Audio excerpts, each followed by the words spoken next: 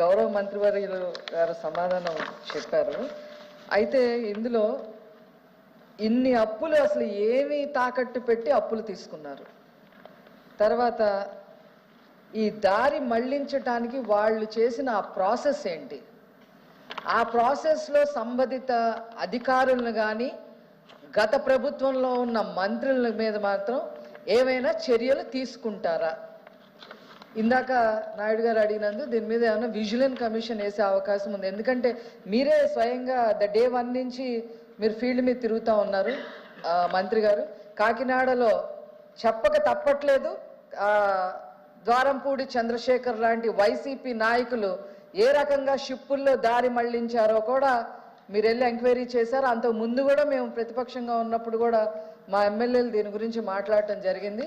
వాటన్నిటి మీద ఏదో ఒక కేసు వేసి లేకపోతే ఒక స్టేట్మెంట్ ఇచ్చేది అనేది కాకుండా వాళ్ళందరినీ బయటికి లాగి ప్రజల ముందు కోర్టు ముందు దోషులుగా నిలబెట్టాలని చెప్పి మా మనవి చేస్తున్నాం. రాంగోపాల్ రెడ్డి గారు మీ ప్రశ్న ఒకటే తమ ద్వారా మంత్రి గారికి విజ్ఞప్తి చేస్తాను అధ్యక్ష. ఈ గ్రామాలు ఉండే చదువుతున్న డీలర్లకు ఈ సరుకులు వచ్చేటప్పుడు అనేక రకాలుగా తూకాలు చాలా తక్కువగా వస్తున్నాయి అధ్యక్ష. 50 కేజీల బియ్యానికి సంబంధించి 2 కేజీల నుంచి 5 కేజీల వరకు చాలా తక్కువ రావడం జరుగుతుంది. నేను మా గ్రామంలోనే 50 కేజీలు రావాల్సింటే 45 కేజీలు ఒక బస్తా బియ్యానికి వస్తే మా గ్రామస్తులు కంప్లైంట్ చేస్తే నేను వెంటనే పులివెందులలో ఉండే సివిల్ సప్లైస్ గోడౌన్కు పోయి తూకం వేస్తే ప్రతి దాంట్లో 2 కేజీలు తక్కువ ఉన్నాయి. అంటే 48 కేజీలు 47.5 కేజీ ఇట్లా ఉన్నాయి అధ్యక్ష. అంతేకాకుండా వచ్చే కందిపప్పులో కూడా 20 గ్రాముల నుంచి 50 గ్రాముల వరకు తక్కువ ఉందని చెప్పేసి చెక్ చేసి దాన్ని ఎవరికి ప్రజలకు పంపిణీ చేయకుండా పెట్టడం జరిగింది అధ్యక్ష. అంటే 100,000 కోట్ల రూపాయలు సివిల్ సప్లైస్ అంటే 1 కేజీ తీసేస్తే ఈ రాష్ట్రంలో ఇన్ని వేల టన్నులలో ఎంత డబ్బులు మిగులుతుందో ఒకసారి ఆలోచించాలి అధ్యక్ష. కాబట్టి ఖచ్చితంగా ప్రజలకు వినియోగదారులకు సరైన తూకాలు ఇచ్చే విధంగా సరైన సరుకులు ఇచ్చే విధంగా చర్యలు తీసుకోవాలని చెప్పి మీ ద్వారా గౌరవ మంత్రి గారికి విజ్ఞప్తి చేస్తారు అధ్యక్ష. థ్యాంక్ యూ అధ్యక్ష. గౌరవ సభ్యులు రామారావు గారికి, తిరుమల నాయుడు గారికి, అనురాధ గారికి, రాంగోపాల్ రెడ్డి గారికి. పౌర సరఫరాల శాఖ వాస్తవంగా రాష్ట్ర ప్రభుత్వం ఒక మంచి ఆలోచనతో అనేక మంది పేదవారికి ఎవరికి కూడా ఆహార కొరత లేకుండా ఉండాలనే ఒక మంచి లక్ష్యంతో ఒక అద్భుతమైన కార్యక్రమం ప్రజలకు తీసుకెళ్తున్నాం అధ్యక్ష. అయితే కొంతమంది స్వార్థపరులు దీన్ని దారి మళ్లించి కేవలం వాళ్ళ స్వలాభం కోసం కుట్రపూరితంగా క్షేత్రస్థాయిలో ఖచ్చితంగా చాలా అవకతవకలు జరుగుతున్నాయి అధ్యక్ష. దీని ఒక విధంగా చెప్పాలంటే ఒక మాఫియా లాగా ఏర్పాటు చేసుకుని దారి మళ్లించి కొన్ని కుటుంబాలకే పరిమితమయ్యే విధంగా వాళ్ళకు ఉపయోగపడే విధంగా ఒక వ్యవస్థని వీళ్ళు క్రియేట్ చేశారు అధ్యక్ష. సో అనేక సందర్భాల్లో క్షేత్రస్థాయిలో మా తహసీల్దార్లు, డిప్యూటీ తహసీల్దార్లు చిన్న చిన్న దాడులు చేసినా కూడా కాకినాడ ఒక్క పర్యటనలోనే 52,000 లక్షల మెట్రిక్ టన్నులు అందులో పీడిఎస్ రైస్ సరఫరా చేస్తున్న సుమారు 24,000 మెట్రిక్ టన్నులు మేము 2 రోజుల వ్యవధిలోనే అక్కడ సీజ్ చేసాం అధ్యక్ష. అంటే ఏ స్థాయిలో జరుగుతుందో ఇటువంటి ఈ దుర్మార్గమైన ఆలోచనలతోటి మాఫియా పేద ప్రజలకు అందించాల్సిన బియ్యాన్ని దారి మళ్లించి ఇతర దేశాలకు ఏ విధంగా తరలిస్తున్నారో చాలా స్పష్టంగా రాష్ట్ర ప్రజలకు అర్థమవుతుంది మీ ద్వారా అధ్యక్ష. ఎక్కడ చూసినా కూడా వీళ్ళు ఒక వ్యవస్థను ఏర్పాటు చేసుకుని సుమారు 6-7 జిల్లాల నుంచి వీళ్ళు ఈ బియ్యాన్ని దారి మళ్లించే ఒక వ్యవస్థను ఏర్పాటు చేసుకుని చాలా అన్యాయంగా ప్రజల్లోకి తీసుకెళ్లారు అధ్యక్ష. ఖచ్చితంగా మేము దీనిపైన సమగ్రంగా మేము విచారం జరుపుతున్నాం. ఎక్కడైతే సామాన్య ప్రజలకు అందించాల్సిన మా పీడిఎస్ రైస్ని మిల్లర్స్ కానివ్వండి, వర్తకులు కానివ్వండి, లేదా కొంతమంది కావాలని దీన్ని ఎక్స్పోర్టర్స్ రూపంలోనూ హోల్సేలర్స్ రూపంలోనూ కొత్తగా వీళ్ళు మార్కెట్లోకి వచ్చి వీళ్ళు చేస్తున్న కార్యక్రమాలన్నింటినీ కూడా ఖచ్చితంగా మేము ఎంక్వైరీ చేసి ఎట్టి పరిస్థితుల్లో కూడా పేదవాడికి ఇబ్బంది కలగకుండా నాణ్యమైన బియ్యం సరఫరా నిజాయితీగా మా కార్పొరేషన్ ద్వారా అందించడానికి ఖచ్చితంగా మేము చర్యలు తీసుకుంటున్నాం అధ్యక్ష. ఎవరినిది ఇందులో వదిలిపెట్టాం నేను మీకు హామీ ఇస్తున్నాను.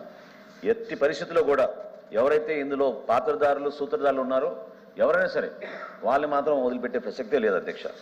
రెండో విషయం, ఇందులో మేము ఇంకా చెల్లించాల్సింది ఎంత దౌర్భాగ్యం అంటే అధ్యక్ష, గత ప్రభుత్వం 39,550 కోట్ల రూపాయలు రుణాలు తీసుకుని మా కార్పొరేషన్ ద్వారా ఒక బటన్ మాత్రం నొక్కలేదు అధ్యక్ష. చాలా బటన్లు నొక్కారు. రైతుల దగ్గర కొనుగోలు చేసిన ధాన్యానికి ఇవ్వాల్సిన 1,650 కోట్ల రూపాయలు బటన్ మాత్రం నొక్కకుండా వీళ్ళు వెళ్ళిపోయారు అధ్యక్ష. మా ప్రభుత్వం వచ్చిన తర్వాత గౌరవ ముఖ్యమంత్రి గారు, ఉప ముఖ్యమంత్రి గారు చొరవ చూపించి ఒక 1000 కోట్ల వరకు మేము రాగానే 15 రోజుల్లోనే మేము ఆ రైతాంగానికి 1000 కోట్ల రూపాయలు చెల్లించడం జరిగింది అధ్యక్ష. రాబోయే రోజుల్లో ఇంకా మిగిలిన 650 కోట్ల రూపాయలు కూడా ఖచ్చితంగా మేము రైతాంగాన్ని ఆదుకునే విధంగా మేము ఆ చర్యలు తీసుకుంటాం అధ్యక్ష. ఎవరిని కూడా వారికి ఇబ్బంది కలగకుండా, అంటే మొన్న మేము ఇచ్చిన 1000 కోట్లు 49,367 రైతులకి మేము అందించగలిగాం అధ్యక్ష. ఇంకొక 600 కోట్లు బాకీ ఉన్నాం.